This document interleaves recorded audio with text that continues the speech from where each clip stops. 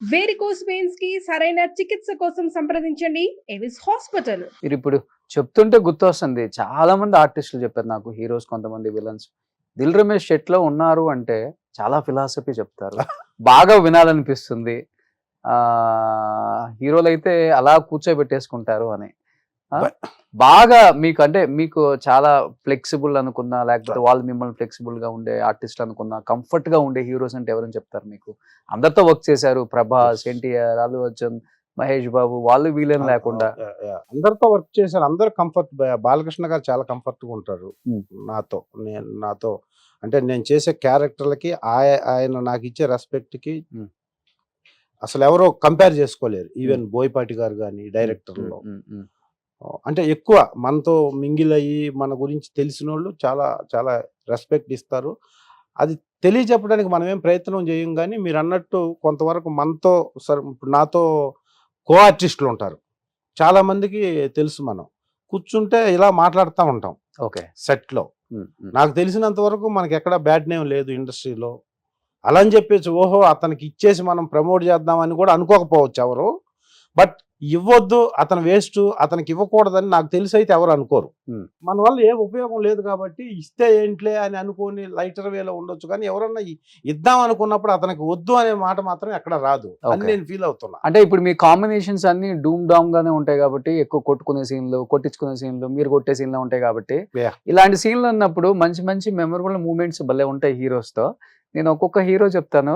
ఆ fight sequence కావచ్చు, ఆ సినిమాకి సంబంధించిన దాంట్లో అసలు ఫన్నీగా ఎప్పుడన్నా ఎదురు పడినా గాని నవ్వుకునే ఒక సీన్ అంటే అలా గుర్తొచ్చేస్తది. ఫస్ట్ 'మహేష్ బాబు' గారు అంటే ఏమని చెప్తారు? మహేష్ బాబుతో నేను ఎక్కువ సినిమాలు చేయలేదు. ఒక్కటి చేశాను. తర్వాత ఈ మధ్య రీసెంట్‌గా 'మహర్షి' చేశాను. ఓకే. 'మహర్షిలో' మంచి మంచి క్యారెక్టర్ చేశాను. మంచి డైలాగు తనతో ఒక్కడంటే నేను బిగినింగ్ 2001లో అప్పుడు 'నువ్వు నేను ఒక్కడు' 'దిల్' కంటే ముందు చేసిన సినిమా అది. ఓకే. అప్పుడంత మనకి ఇంటరాక్షన్ లేదు. మహేష్ బాబు గారు కూడా చాలా సిగ్గుపడతా ఉండేవాళ్ళు అప్పుడు. ఓకే. సో 'మహర్షిలో' మంచి డైలాగ్స్ తనతో ఉన్నాయి. ఒక విలేజర్ క్యారెక్టర్ చేశాను నేను. ఆయన అసలు ఒకటే షాట్‌లో చెప్పేసి వెళ్ళిపోతాడు. ఓకే. మంచి ఆర్టిస్ట్ అని నేను చెప్పేది ఏముందిలే కానీ మంచి కాంబినేషను. బాగా రెస్పెక్ట్ చేస్తాడు. చాలా జోక్స్ అంటే నేను ఎంత సీరియస్‌గా ఉన్నా కూడా జోక్ చేసేస్తాడు ఫస్ట్ నా మీద. ఓకే. జోక్ చేసేసి ఆ మొత్తం అట్మాస్ఫియర్ హోమ్లీగా చేసి తర్వాత సీన్ చేస్తారు. కాబట్టి అసలు ఏ టెన్షన్ ఉండదు. ఓకే. సో ఆయనలో మీకు బాగా నచ్చే ఒక మంచి క్వాలిటీ అంటే ఏమని చెప్తారు? సిన్సియారిటీ వచ్చేస్తాడు, షార్ట్ చేసాడంటే వెళ్ళిపోతాడు. సో సెట్ లో పెద్ద చిన్న ఆర్టిస్టులు ఏముండదు, అందరితో ఒకేలా ఉంటాడు. అంటే ఎవరితో ఇదెవరు ఒక మహేష్ బాబు కదా, అందరికీ ఇప్పుడు వాళ్ళు ఇన్ని సంవత్సరాల నుంచి స్టార్ రేంజ్ లో ఉన్న ప్రతి హీరోకి అది కామన్ క్వాలిటీ. ఎవరిని తీసుకున్నా కూడా అంత హార్డ్ వర్క్ ఉంటుంది, డెడికేషన్, సిన్సియారిటీ, అందరితో కలిసిపోయే నేచర్ ఉన్నప్పుడే ఆ సీన్లు అంత బాగా వస్తాయి, అంత పెద్ద హిట్ అవుతాయి సినిమాలు. 'ప్రభాస్' గారు అంటే ఏమని చెప్తారు? ప్రభాస్ చాలా సినిమాలు చేశారు. ప్రభాస్తో నేను 'మిర్చి' చేశాను. చాలా గ్రేట్ ఎక్స్పీరియన్స్. 'మిర్చిలో' నాకు ఒక మెమరబుల్ ఎక్స్పీరియన్స్ ఏంటంటే, ఒక సీన్లో ప్రభాస్‌ను గురించి ఒక ఆర్టిస్టు చెప్తాడు, వచ్చాడు 6 అడుగుల హీరో ఇక మమ్మల్ని అంతా కాపాడుతాడని ఒక పెద్ద ఎమోషనల్ డైలాగ్ చెప్తాడు. అవును. ఆ డైలాగ్కి ఆ చెప్పిన ఆర్టిస్టు 6'5" ఉంటాడు హైట్, తమిళ్లో. ఆయన పక్కన నేను ఇక్కడికి వచ్చాను ఆయనకి. ఓకే. హెవీ ఎమోషన్ డైలాగ్, చాలా ఎమోషన్. వచ్చాడు ఎవడొస్తాడు అనుకుంటే 6 అడుగుల మా వారసుడు వచ్చాడు, ఇక్కడి నుంచి మమ్మల్ని ఎవడేం హెవీ డైలాగ్ చెప్తాడు తను. నేను పక్కన ఉన్నా.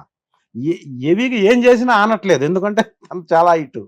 ఏం చేయాలని చెప్పేసి ఆ డైలాగ్ అన్నప్పుడు నేను లాస్ట్లో ఎండ్ ఫినిషింగ్కి వచ్చినాక అన్నాను ఇట్లా అన్నాను.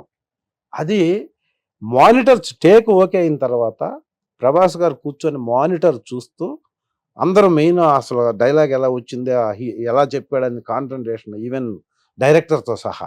ప్రభాస్ గారు చూశాడు నన్ను.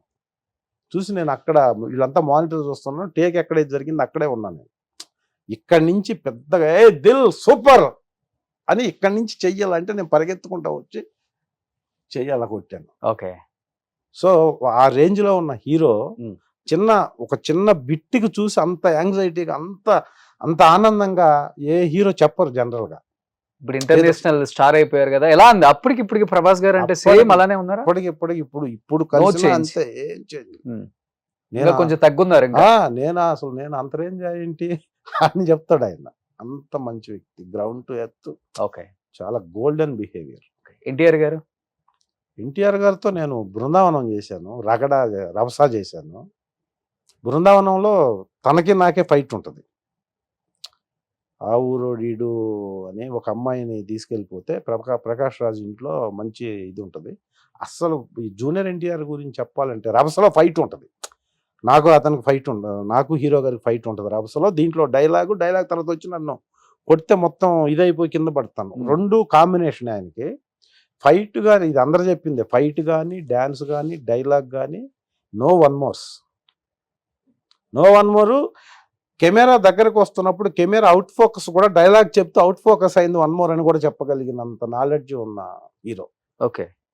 అస్సలు అలా చూస్తూ ఉంటాం ఆయన చేస్తుంటే. జూనియర్ ఎన్టీఆర్ గారు ఏది చేస్తున్నా మనం అలా ఉన్నామంటే లిటరల్గా అన్నీ మర్చిపోయి చూస్తుంటాం. అంత ఆయనకి అది గాడ్ గిఫ్ట్. జోయల్గా ఉంటారా సెట్లు అందరితో? జోయల్ అంటే కొంచెం రిజర్వ్డ్గా ఉంటాడు. Hmm. తన పని వచ్చిందంటే మాత్రం ఫట్లాడిస్తాడు. అస్సలు ఎక్కడ ఇంత ఎనర్జీ, ఎక్కడ ఏది ప్రిపరేషన్ ఉండదు మళ్ళీ నాకు తెలిసినంత వరకు. ఓకే. డాన్స్ అయినా, ఫైట్ అయినా, డైలాగ్ అయినా on the spot. The one and only yes, NTR. అస్సలు అది గాడ్ గిఫ్ట్ అంతే. సూపర్. అల్లు అర్జున్ గారు? అల్లు అర్జున్ గారు ఇప్పుడు పుష్ప 2 జరుగుతుంది. ఎలా ఉండబోతుంది? అందరూ భారీ ఎక్స్పెక్టేషన్స్ పెట్టుకున్నారు, పుష్ప 1 కన్నా మించి ఉంటుంది అని. ఎస్, అదే మించుంది. ఇంక మించి అంటే ఏంటో అర్థం కావట్లేదు మాకు. లేదు, ఉంటది. నేషనల్ భారతదేశానికి టచ్ అవుద్ది సినిమా. ఏమీ చెప్పకూడదు, ఏమీ తెలియదు కూడా, తెలిసినా కూడా ఏం చెప్పకూడదు కాబట్టి. ఎందుకంటే జస్ట్ ఒక 10 days 15 days ఉంది అంతే రిలీజ్ కి. సో మంచి క్యారెక్టర్ చేశారా? నేనా? ఓకే. రావు రమేష్ గారి పక్కన ఉంటది ఒక ముస్లిం గెటప్ లో క్యారెక్టర్. థర్డ్ పార్ట్ కూడా ఉంది, థర్డ్ పార్ట్ కి వెళ్తుంది కాబట్టి కదా. పుష్ప 3 కూడా ఉందా? ఉందా అని అంటున్నారు, కంక్లూడ్ చేయట్లేదు. అందుకే గడ్డం తీయట్లేదు ఆయన. అది ఎప్పుడు చేస్తారో తెలియదు కానీ ఇప్పుడు ఉన్న టాక్ అది. సో డెఫినెట్ గా సినిమా తెలుగు ఇండస్ట్రీ క్రేజ్ ని ఇంకొక లెవెల్కి, ఇంకొక స్టెప్ తీసుకెళ్లే సినిమా అవ్వాలని కోరుకుంటున్నాం అందరం, మీరైనా నేనైనా. సో బన్నీని ఆ గెటప్ లో చూసినప్పుడు ఏమనిపించింది? పుష్ప 1 చూసినప్పుడు ఆబ్వియస్లీ ఓకే, అది బన్నీ తప్పితే వేరే వాళ్ళని ఊహించుకోలేం ఆ క్యారెక్టర్ కి. బన్నీకే యాప్ట్ అయిపోయింది పుష్పరాజ్ రోల్. పుష్ప 2లో మీరు సెట్ లో చూసారు కాబట్టి, సో పుష్ప 1 యాక్టింగ్ వేరే లెవెల్, పుష్ప 2 యాక్టింగ్ అంటే సీన్స్ కావచ్చు, అసలు మైన్యూట్ థింగ్స్ కూడా, మైన్యూట్ గా చిన్న వీటిని కూడా చాలా పట్టుకొని చాలా డైలాగ్ చెప్పే దాంట్లో అంత కేరింగ్ నేను ఏ సినిమాకి చూడలా. నేను చేసే సినిమాల్లో చాలా కేరింగ్ గా చేస్తున్నారు సినిమాని.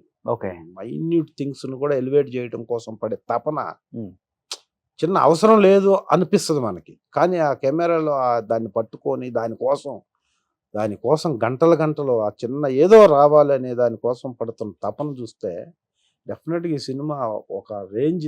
అసలు ఈ సినిమే ఉండాలి దేశంలో అన్న ఫీలింగ్ వస్తుంది మాకు. అంతే, అంత కష్టం చూస్తున్నాం మేము సెట్లో.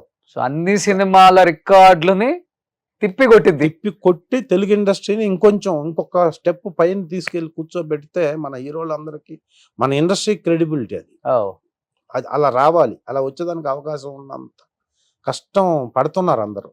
రావాలనే కోరుకుంటున్నాం. ఎందుకంటే అల్లు అర్జున్ గారి డెడికేషన్ అందరికి తెలిసిన విషయమే కాబట్టి, ఆయన ఎంత కష్టపడతారో ఇంకా చెప్పాల్సిన అవసరం లేదు. సో పుష్ప 2 గురించి అందరూ అలానే వెయిట్ చేస్తున్నారు. మన తెలుగు వాళ్ళే కాదు, మొత్తం దేశం అంతా, దేశం కూడా కాదు, ప్రపంచం మొత్తం. సూపర్.